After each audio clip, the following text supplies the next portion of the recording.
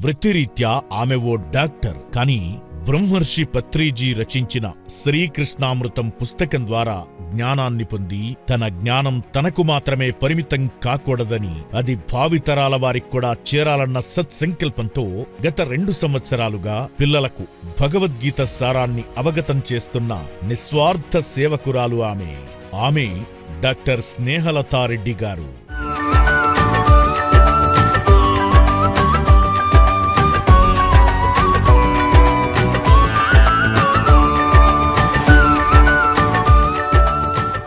భగవద్గీత పఠనం ఎన్నో వేల ప్రయోజనాలు కల్పించడంతో పాటు హృదయ కౌశలానికి ఎంతగానో దోహదం చేస్తుందని విశ్వసించి తన వివాహ వేడుకల్లో భగవద్గీత పుస్తకాలను అందరికీ పంచాలన్న ఆశయంగా పెట్టుకున్నారామె. అలాగే ధ్యానయోగి పత్రిజీ ఇచ్చిన స్ఫూర్తితో ప్రభావితం చెందిన ఆమె తన వివాహాన్ని కర్తాల్లోని పత్రిజీ శక్తిస్థల్లో జరుపుకోవాలని నిర్ణయించుకుని నవంబర్ 1వ తేదీన తన వివాహం జరుపుకున్నారు. ఈ క్రమంలో తన వివాహ వేడుకల్లో 10,000 పుస్తకాలను ప్రచురించి తన భర్త రామ్ చరణ్ తేజతో కలిసి వివాహంలోనూ అటు తరువాత భగవద్గీత పుస్తకాలను పంపిణీ చేశారు. అలాగే భగవద్గీతలో అమోఘమైన శక్తి దాగి ఉందని స్వయంగా తెలుసుకున్న ఆ దంపతులు స్కూలు విద్యార్థులకు భగవద్గీత పట్ల ఆసక్తి పెంచడంతో పాటు ధ్యానం కూడా చేయించడం జరుగుతోంది.